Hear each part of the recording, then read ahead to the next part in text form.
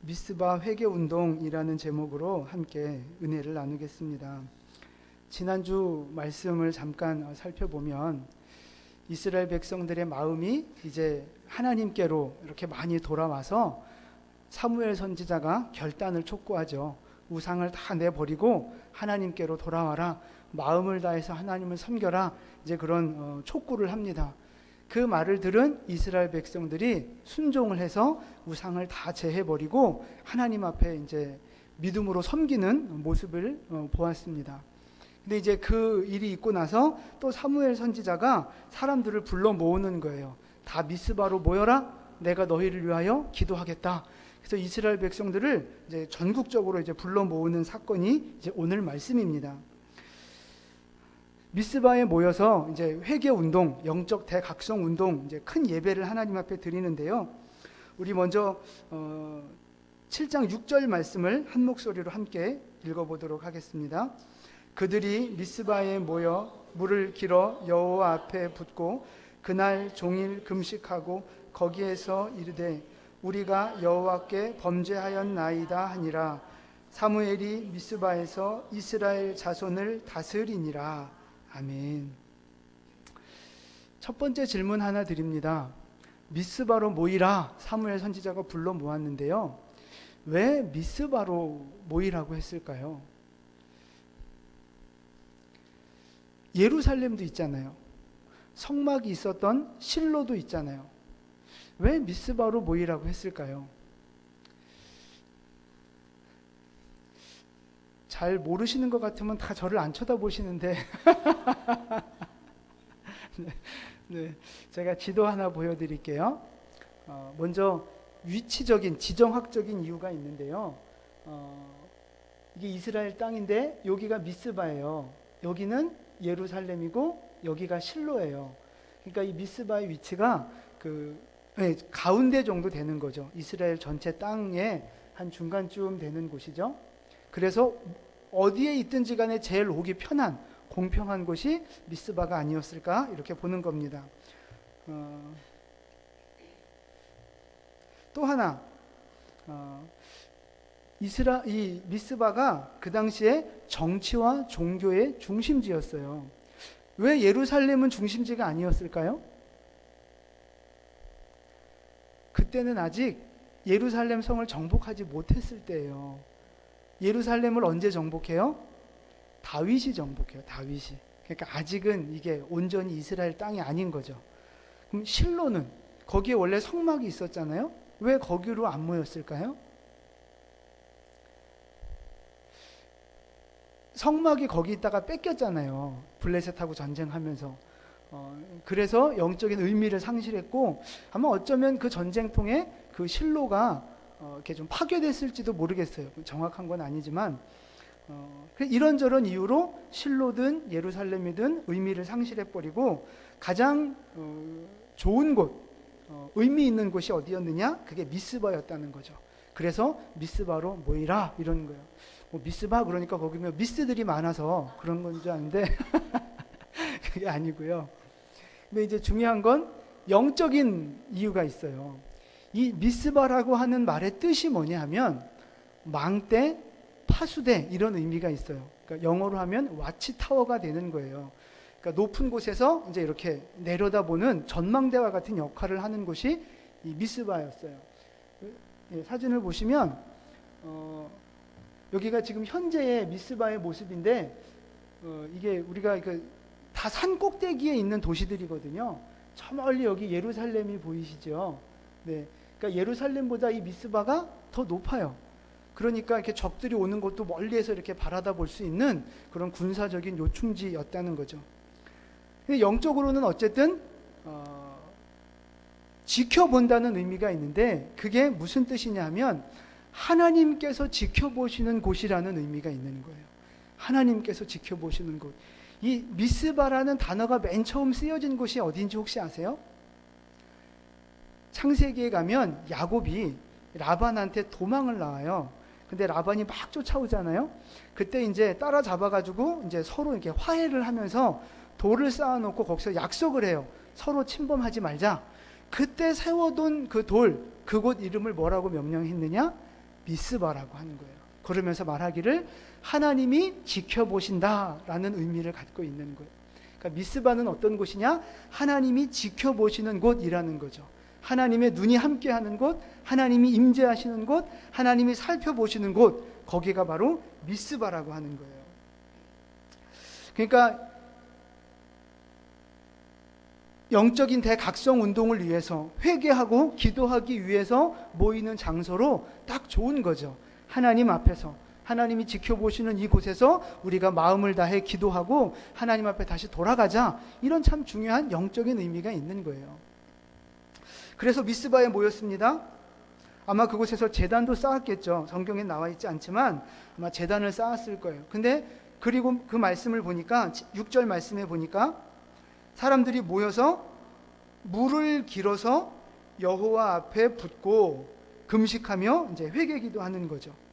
그런데 제사 드린 내용은 보다 오히려 여호와 앞에 물을 붓는 내용을 더 많이 강조를 하고 있어요. 왜 하나님 앞에 물을 부었을까요? 성경에 보면 이 물을 쏟아 붓는다고 하는 그 행위에 어떤 의미가 있느냐 하면 마음을 쏟는다라는 의미가 있어요. 예레미야 애가 2장 19절 말씀인데요. 2장 19절 같이 읽겠습니다. 밤 초경에 일어나 부르짖을지어다. 내 마음을 주의 얼굴 앞에 물 쏟듯 할지어다. 아멘. 기도할 때 마음을 하나님 앞에 쏟아 놓는 거, 그걸 바로 물 쏟듯 한다고 이렇게 비유를 했던 거죠. 그러니까 오늘 이스라엘 백성들이 여호와 앞에 물을 쏟아 부으면서 어떤 마음으로, 어떤 의미로 물을 쏟아 부었다는 얘기입니까?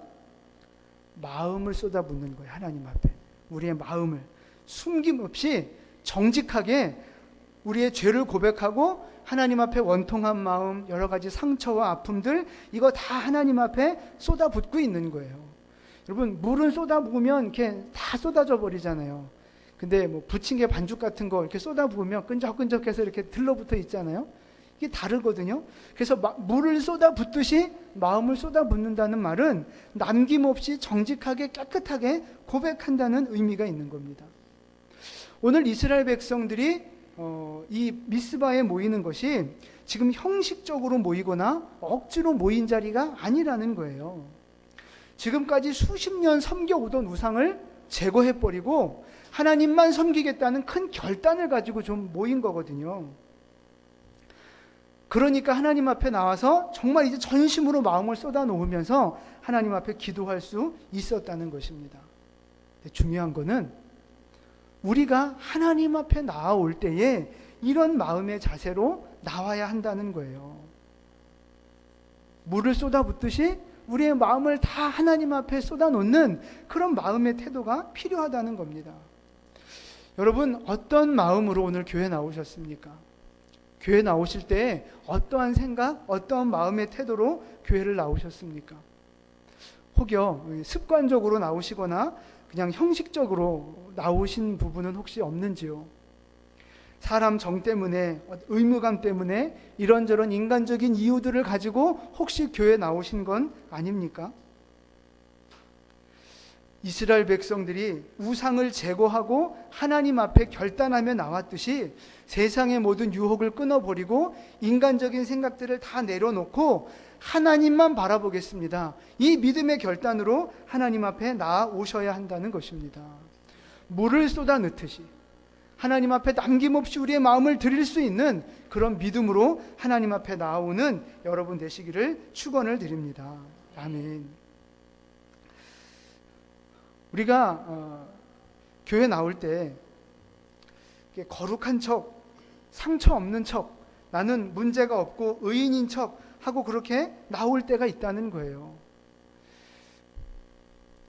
근데 여러분, 우리가 하나님 앞에 고백하지 않는다고, 마음을 쏟아놓지 않는다고 하나님이 모르실까요? 내가 숨긴다고 하나님께서 그거 진짜 모르실까요? 다 아시잖아요. 하나님은 다 아시면서도 우리가 그 마음을 입술로 고백하고 쏟아놓기를 원하고 계신다는 것입니다. 시편 51편 17절 말씀이에요. 우리 함께 읽겠습니다. 하나님께서 구하시는 제사는 상한 심령이라. 하나님이여 상하고 통회하는 마음을 주께서 멸시하지 아니하시리이다. 아멘. 하나님이 원하시는 모습은 거룩한 모습, 문제 없는 척, 의인인 척, 이런 모습을 원하시는 것이 아니라는 거예요. 오히려 상한 심령, 더러운 마음, 상처받은 마음, 그 마음을 가지고 하나님 앞에 나와서 고백하기를 원하고 계신다는 거예요. 고백하면 하나님이 우리를 긍휼히 여겨주시고 더러운 것을 씻어주시고 은혜를 베푸신다는 거예요. 근데 고백 안 하면 어떻게 돼요? 계속해서 내 마음속에 그게 그냥 남아있는 거예요. 집안에 여러분 쓰레기 모았다가 이제 이렇게 밖에 큰 쓰레기통에 갖다 버리잖아요.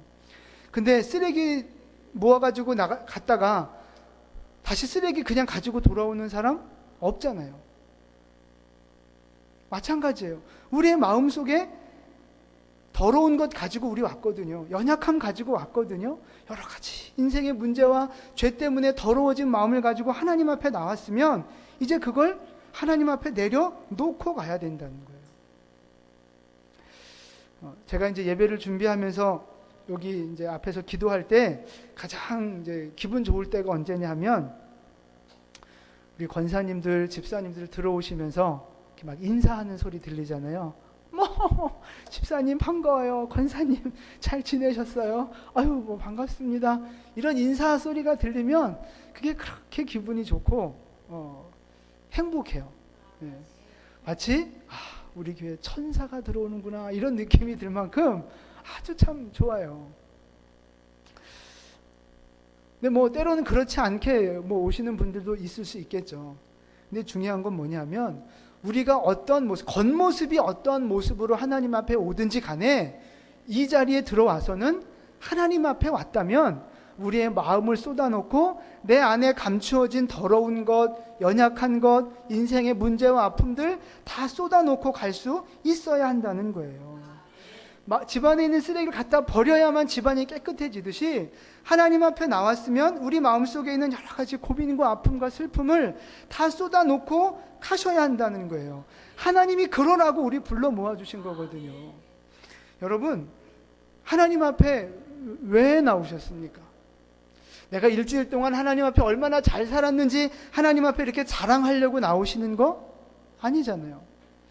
내가 하나님을 위해서 얼마나 열심히 희생하고 봉사하고 얼마나 많이 기도했는지 하나님 앞에 보고 드리려고 내 공로 알아달라고 그렇게 나오시는 거 아니잖아요. 인생살이가 고달프고 그래서 하나님의 위로를 받고 하나님이 주시는 힘이 필요해서 정말 연약하고 낮은 가난한 마음을 가지고 하나님 앞에 나오는 것 아닙니까? 연약하고 부끄러운 우리 모습을 하나님 좀 불쌍히 여겨달라고 내게 좀 힘을 달라고 그런 마음으로 우리가 하나님 앞에 나오는 거 아닙니까?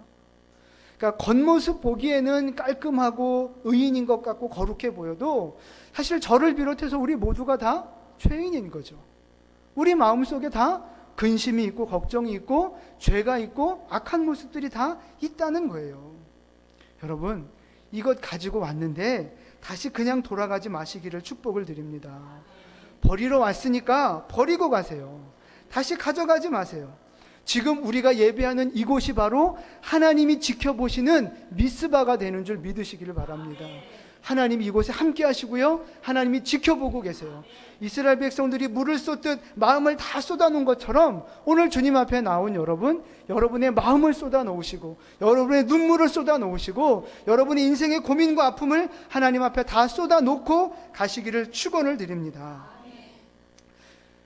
그럴 때 하나님께서 우리의 인생을 새롭게 만들어 주시는 거예요. 길을 보여주시는 거예요. 길을. 여러분, 세상 살면서 문제 생기고 아픔이 있고 막 이러면 막 인생이 답답해지고 막 깜깜해지고 어떻게 해야 될지 모르겠고 막 이런 힘든 마음들이 들지 않습니까? 그런데 여러분, 예수님이 말씀하셨어요. 내가 곧 길이요 진리요 생명이라는 거예요. 예수님 안에 길이 있다는 거예요. 예수가 길이라는 거예요. 인생이 깜깜할 때 어떻게 해야 될지 모를 때 여러분, 예수님이 여러분에게 길이 되어 주실 겁니다. 예수님이 여러분에게 답이 되어 주실 거예요. 하나님 앞에 다 쏟아 놓으면 그 길이 보여지는 거예요.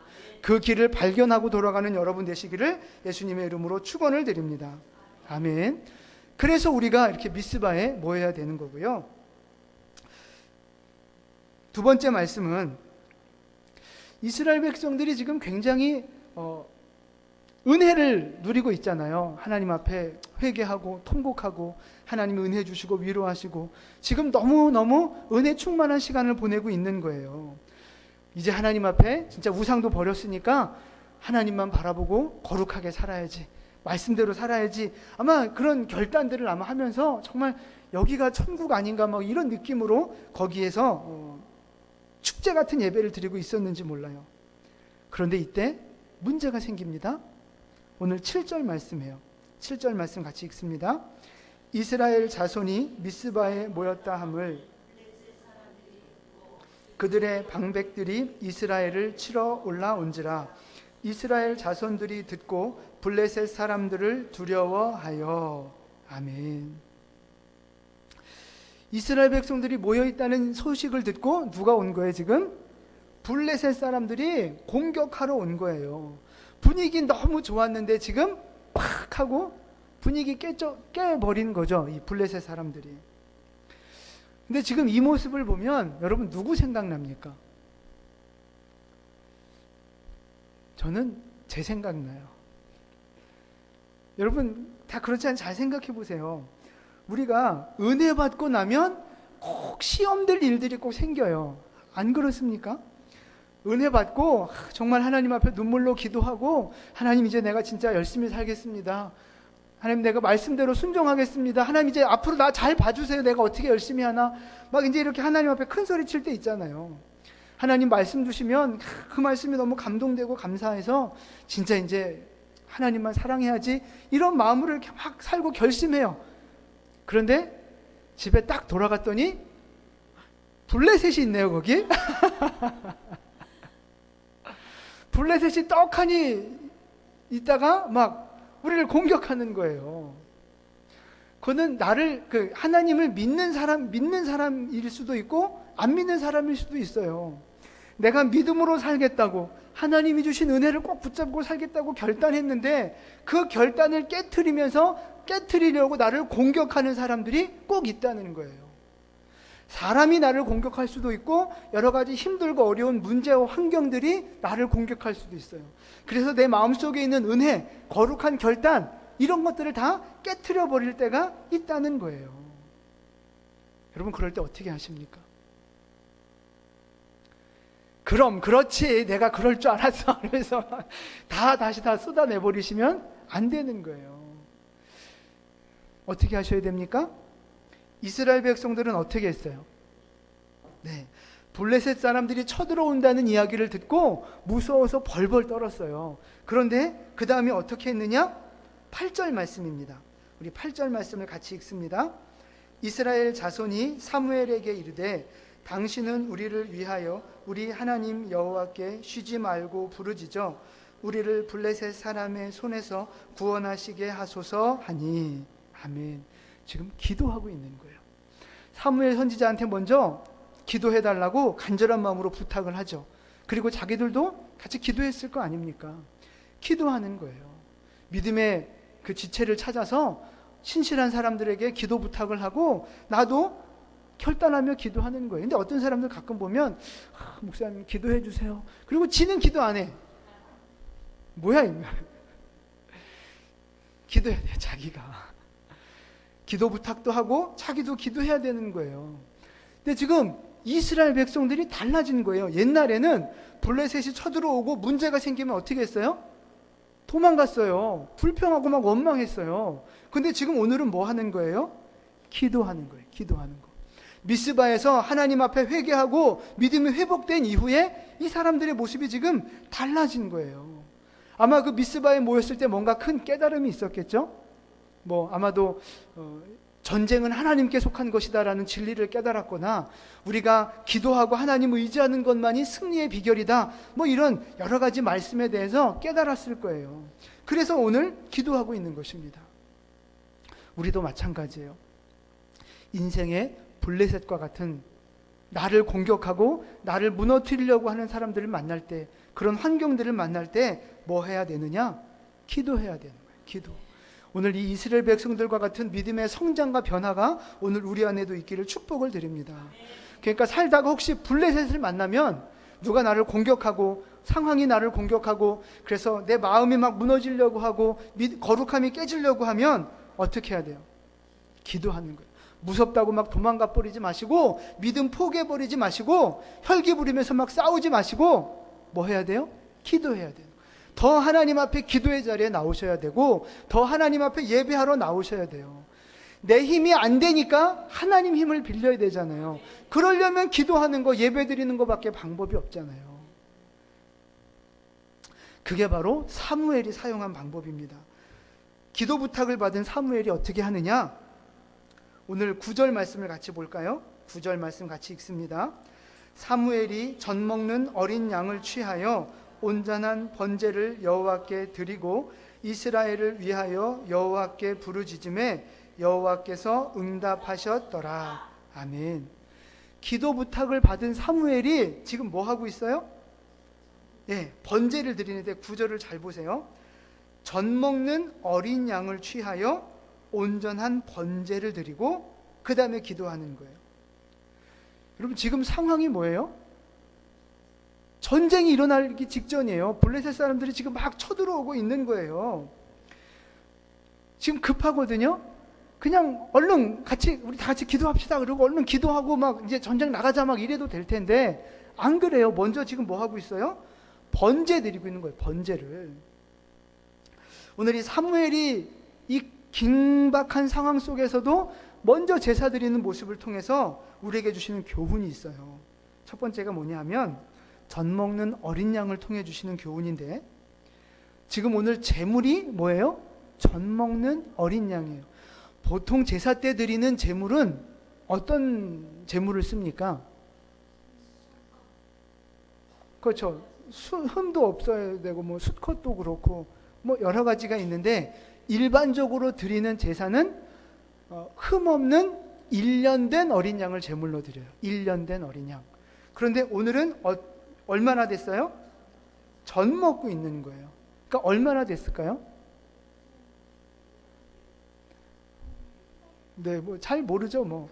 이 양은 한 달이면 젖 뛰나요? 뭐 키워봤어야 알지 뭐. 네, 그러니까 어쨌든 1년보다는 훨씬 어린 거예요. 젖 먹고 있을 때니까 아직 부모 의지하고 있을 그때거든요. 학자들은 이 젖 먹는 어린 양이 아마도 태어난 지 7일 내지 8일 정도 됐을 때가 아닐까 이제 이렇게 보고 있습니다. 사람으로 치자면 여러분, 유대인 남자가 태어난 지 8일이 되면 뭘 합니까? 할례를 받는 거예요. 할례를. 젖 먹는 어린 양을 제물로 바쳤다 하는 의미 속에는 어쩌면 지금 이스라엘 백성들이 영적인 할례를 받는 것을 보여주고 있는지도 모릅니다.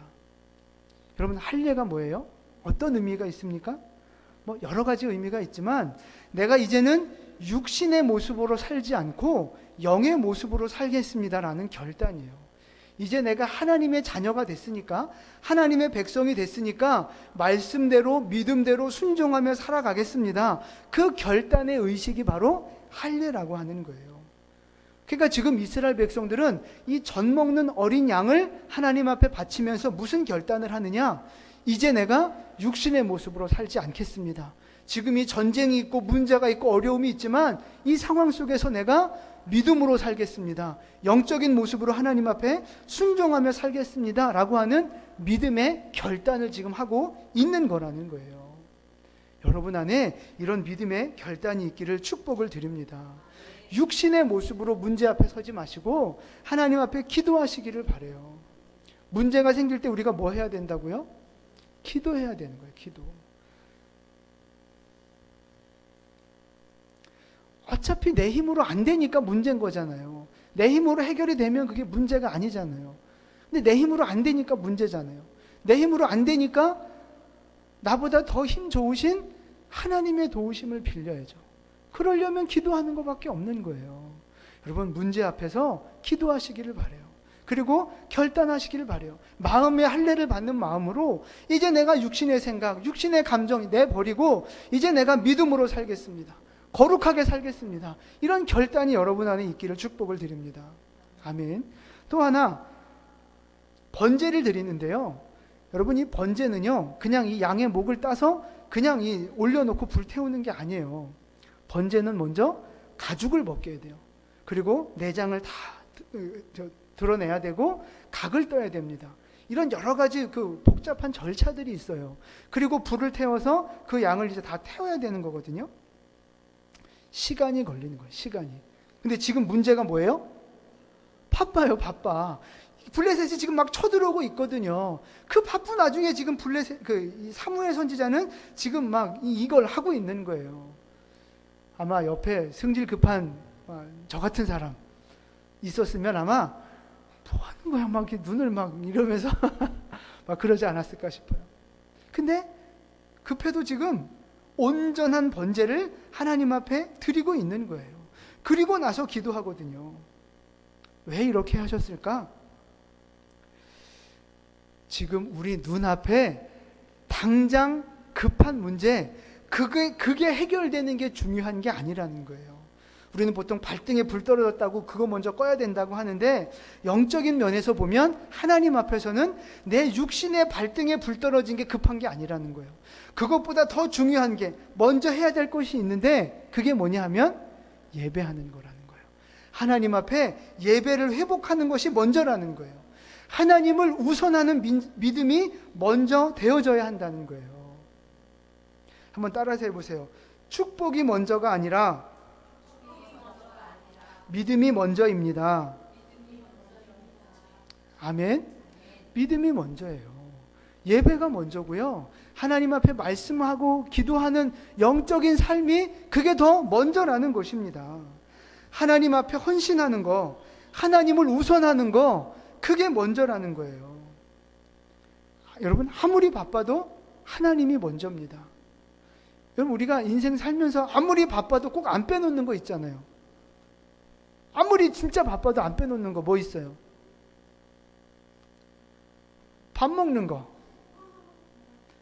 또 뭐 있어요? 그렇죠. 화장실 가는 거. 아무리 바빠 죽겠다 그래도 그건 하잖아요. 할 건 하잖아요. 마찬가지예요. 우리가 사실 하나님 앞에 바쁘죠. 인생에 바쁘기도 하고 문제들도 많고 복잡하고 바빠요. 바쁘기는. 그러나 그래도 할 건 하잖아요. 영적으로도 마찬가지라는 거예요. 아무리 바빠도 우리가 해야 될 게 있어요. 그게 뭐예요? 예배하는 거. 하나님의 말씀을 묵상하고 기도하는 거. 하나님 앞에 하나님을 먼저 세워드리는 그것이 먼저 되어져야 한다는 거예요. 따라서 한번 해보실까요? 아무리 바빠도 하나님이 먼저입니다. 옆에 분한테 가르쳐 주세요. 아무리 바빠도 하나님이 먼저입니다.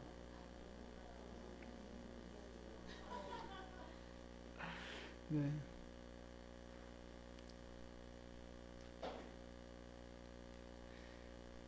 자꾸 여러분 뭐 바빠서요, 뭐 피곤해서요, 막 그러면 하나님이 그러실지도 몰라요.